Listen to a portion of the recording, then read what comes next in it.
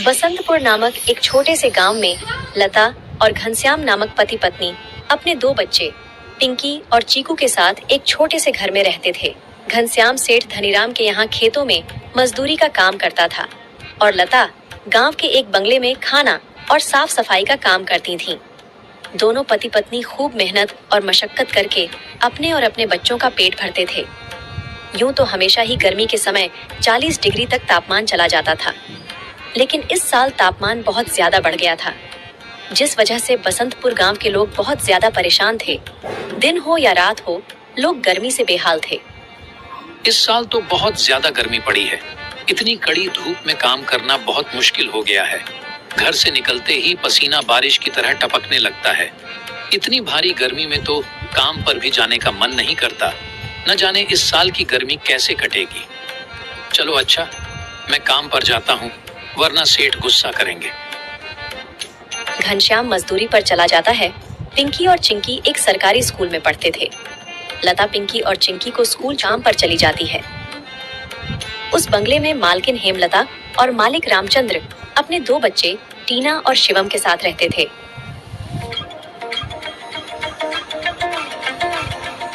अरे लता, आ गई तू। अब चल जल्दी से सारे काम निपटा लो। पता है ना, शिवम की बर्थडे पार्टी है, तो सारे काम 4 बजे से पहले ही हो जाने चाहिए। और हाँ, इसके बाद तुम घर सजाने में भी मेरी मदद करोगी, ठीक है? ठीक है मालकिन, मैं पहले जाकर घर के सारे काम निपटा लेती हूँ। इसके बाद घर को सजाने में मैं आपकी मदद करूँगी। ऐसे लता घर के सारे काम करने के बाद हेमलता को सजाने में मदद करती है। हेमलता और लता मिलकर पूरे घर को अच्छी तरह से सजा देते हैं। अच्छा मालकिन, मैंने घर के सारे काम निपटा दिए हैं और पार्टी की सारी तैयारी भी हो गई है, तो अब मैं घर जाती हूँ। हाँ ठीक है, लेकिन पता है ना तुम्हें आज शिवम की बर्थडे पार्टी है, तो तुम शाम को 7 बजे अपने बच्चों के साथ पार्टी में आ जाना। और हाँ, मुझे तुम्हारी थोड़ी मदद की भी जरूरत होगी। ठीक है मालकिन, मैं शाम के समय बच्चों के साथ यहाँ आ जाऊंगी। ऐसा कहकर लता घर चली जाती है और दोनों बच्चों को तैयार करके शाम को 7 बजे पार्टी में आ जाती है। पार्टी बहुत ही शानदार होती है।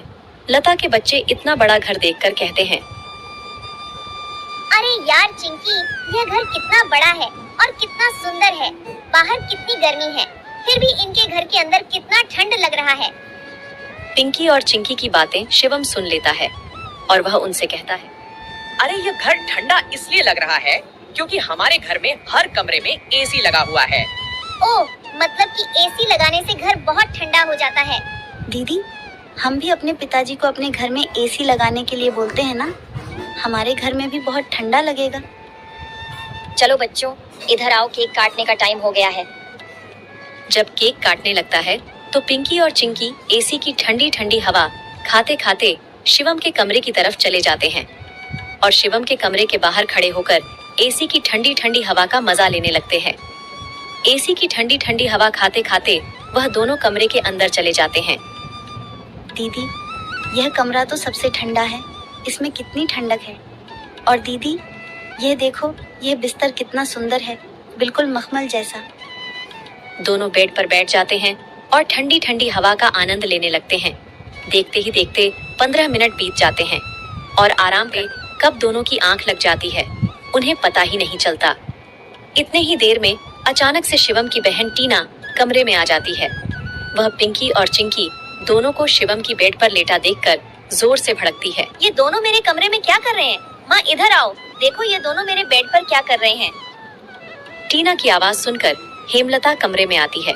तुम दोनों अभी के अभी मेरे बेड से उठो। पिंकी और चिंकी हेमलता की आवाज सुनकर जग जाते हैं। लता भी हेमलता की आवाज सुनकर भागी भागी चली आती है। क्या हुआ मालकिन? आपकी बहुत जोर से नीचे आवाज आ रही थी। क्या हुआ? ये पूछ क्या नहीं हुआ? ये देख नहीं रही तू? तेरे बच्चों ने अपने गंदे मेले बदबूदार कपड़ों से मेरा पूरा बेड गंदा कर दिया। तेरे बच्चों ने एसी देखा नहीं कि सोने चले मेरे बेड पे। हद होती है यार। मैं तो तेरे बच्चों को इसलिए बुलाया था कि इनका भी थोड़ा मन लग जाएगा। इन्होंने कभी ऐसी पार्टी लाइफ में देखी नहीं होगी, ये भी देख लेंगे। पर ये तो अपनी औकात ही भूल गए। ये हमारा घर है, कोई धर्मशाला नहीं कि कोई भी भिखारी हमारे कमरे में आ जाएगा और आकर के सो जाएगा। तू अभी के अभी अपने बच्चों को लेकर निकल यहाँ से। और हाँ, कल से काम पर भी आने की जरूरत नहीं है। और हाँ, कल से काम पर भी आने की जरूरत नहीं है। मालकिन ऐसा मत करो, मेरी बात तो सुनो। बच्चे नादान हैं। मैं वादा करती हूँ आगे से ऐसा दोबारा नहीं होगा। यह मेरी आखिरी भूल समझकर माफ कर दीजिए मालकिन। मुझे काम से मत निकालिए मालकिन। इस काम के सहारे तो मेरा घर चल रहा है। ये तेरी सर दर्द है, अब तू यहाँ पर काम नहीं कर सकती।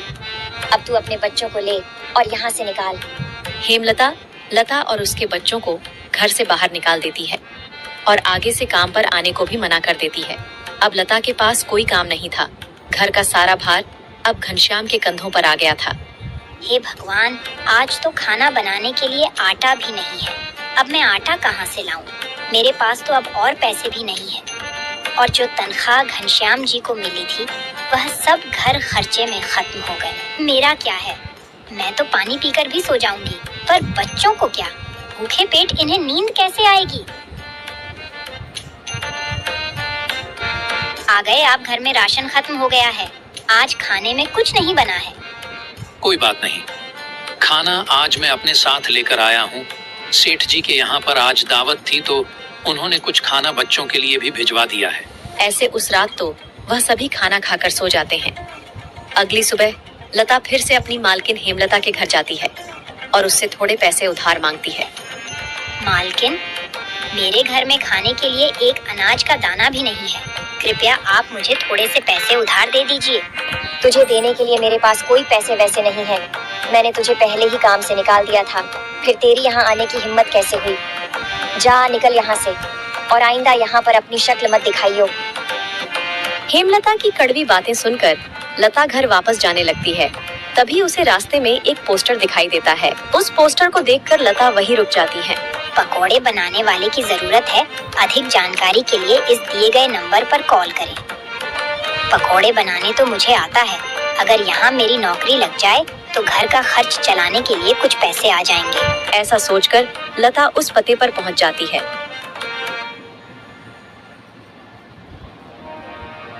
भैया, मैंने आपका पोस्टर देखा।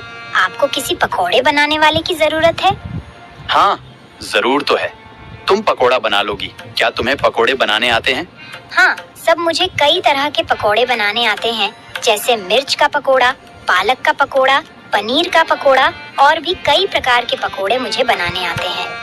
तो ठीक है, तुम आज से ही काम पर लग सकती हो। तो चलते तो ऐसे लता पकोड़े बनाने वाले के साथ काम पर लग जाती है। ऐसे ही शाम हो जाती है और रमेश के सारे पकोड़े बिक जाते हैं। चलो, आज तो सारे पकोड़े बिक गए। आज तो तुमने पकोड़े सिर्फ सर्वे किए हैं, लेकिन कल से तुम्हें पकोड़े बनाने भी होंगे। हाँ साहब, मैं बहुत ही स्वादिष्ट पकोड़े बनाना जानती हूँ। तो ठीक है, ये लो आज के काम के पैसे। 300 रुपए लेकर लता सबसे पहले राशन की दुकान पर जाती है। वहाँ से राशन का सामान खरीदकर घर आ जाती है। घर पहुँचकर लता सबसे पहले बच्चों के लिए खाना बनाती है और उनको परोसती है। चिक्की, देखे पिंकी, ना, आ जाओ खाना खा लो। इतने में घनश्याम भी वहाँ आ जाता है और लता घनश्याम को अपने नए काम के बारे में बताती है। इस तरह सारे मिलकर खुशी खुशी खाना खाते हैं। अगली सुबह लता बच्चों को स्कूल छोड़कर वापस काम पर चली जाती है। दुकान पर पहुंचकर लता पकोड़े बनाती है। लता के बने हुए पकोड़े ग्राहकों को बहुत पसंद आते हैं। लता के बने हुए पकोड़े खाकर ग्राहक पकोड़े की बहुत तारीफ करते हैं। उनको आज के बनाए हुए पकोड़े कल से भी ज्यादा अच्छे लगे।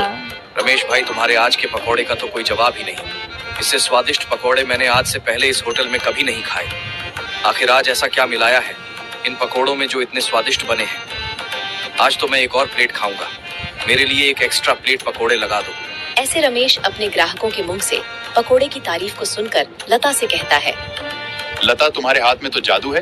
तुम्हारे हाथों के बने पकोड़े खाकर ग्राहक एक एक एक्स्ट्रा प्लेट पकोड़े खा रहे हैं। तुमने तो कमाल ही कर दिया। आखिर ऐसा क्या मिलाया है इन पकोड़े में जो ग्राहक इतनी तारीफ कर रहे हैं? साहब जी, कुछ खास नहीं मिलाया है, बस थोड़े से नमक मिर्च मसाले बराबर मात्रा में डाले हैं, बस। ऐसे रमेश के आज के पकोड़े बहुत जल्द ही खत्म हो जाते हैं। आज तो पकोड़े बहुत जल्द ही खत्म हो गए। कल से हमें और ज्यादा से ज्यादा पकोड़े बनाने होंगे। और हाँ, अब हमारी पकौड़ों की सेल और ज्यादा अच्छी होने लगी है, इसलिए कल मैं दुकान में एसी लगवा रहा हूँ। इससे ग्राहक भी एसी की ठंडी ठंडी हवा में पकोड़ों का मजा लेंगे।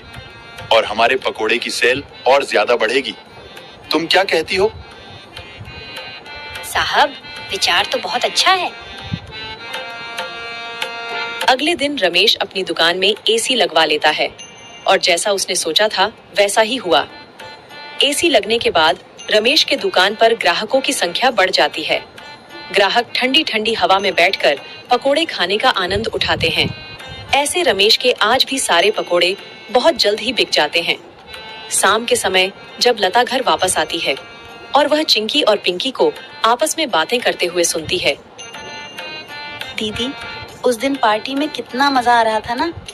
कहाँ हम उस दिन एसी की ठंडी ठंडी हवा खा रहे थे और कहाँ आज हम इतनी गर्मी में बैठे हैं। काश हमारे घर में भी एसी होती तो हम भी अभी एसी की ठंडी ठंडी हवा खा रहे होते। इतने में लता अंदर आ जाती है। अरे चिंकी और पिंकी, तुम दोनों क्या कर रहे हो? तुम दोनों ने अपने स्कूल का होमवर्क किया? चलो जल्दी से अपना अपना होमवर्क कर लो। मैं खाना बनाने जा रही हूँ। इसके बाद खाना खाकर जल्दी सो जाना। कल तुम्हें सुबह उठकर स्कूल भी तो जाना है ना। ऐसे दिन बीतते जाते हैं और लता के हालात पहले से ठीक होते जाते हैं। ऐसे ही एक दिन सुबह लता काम पर जा रही होती है, तभी उसे भंगार की एक दुकान दिखती है। उसे दुकान पर कई सारे सामान थे, जैसे कूलर, पंखा, फ्रिज, एसी इत्यादि। लता का ध्यान उस दुकान में रखे पुराने एसी की तरफ जाता है। वह उसे बहुत पसंद आता है। वह उस दुकानदार से बोलती है, भैया, ये एसी का क्या दाम है? मात्र 10,000 रुपए की है। 10,000? ये तो बहुत ज्यादा है। ज्यादा नहीं, ये तो बहुत कम है। ये सेकंड हैंड एसी है। अगर नई एसी खरीदने जाओगी तो 30,000 से कम की नहीं आएगी। अच्छा ठीक है, पर ये सही से तो चलती है ना? हाँ, बिल्कुल सही से चलती है। अगर 6 महीने से पहले ये एसी बंद हो जाती है तो इसकी सारी रिपेयरिंग की सर्विस बिल्कुल फ्री होगी। ठीक है, लेकिन इसका सही दाम लगाओ। मैं इसके 8,000 दूंगी। अगर तुम्हें देनी है तो मुझे ये ऐसी 8,000 में दे दो। ठीक है, बताओ कहाँ लगानी? लता उस आदमी को अपने घर लेकर आती है। वह आदमी लता के घर पहुंचकर एसी को लगा देता है। एसी चालू करते ही ठंडी ठंडी हवा घर में फैलने लगती है। बच्चे भी इस ठंडी ठंडी हवा का मजा उठाते हैं। वह दीदी, क्या मजा आ रहा है। एसी की ठंडी ठंडी हवा, ऐसा लग रहा है जैसे बर्फ की चादर ओढ़ ली है हमने। इतनी कड़ी गर्मी में ये ठंडी ठंडी हवा बर्फ की चादर जैसी लग रही है। घर में एसी के लगते ही बच्चे बहुत खुश हो जाते हैं। घनश्याम भी घर पर आ जाता है। ओह, आखिर तुमने बच्चों की इच्छा पूरी कर ही दी। कैसे ना करती भला, बच्चे तो आखिर मेरी जान है। इनसे बढ़कर मेरे लिए कुछ भी नहीं। एसी लग जाने की वजह से बच्चे बहुत खुश होते हैं और लता की कमाई भी अच्छी होने लगती है। लता के बने हुए पकौड़ों की वजह से रमेश के दुकान पर ग्राहकों की भीड़ लगी रहती थी। इससे रमेश खुश होकर लता की तनख्वाह बढ़ा देता है।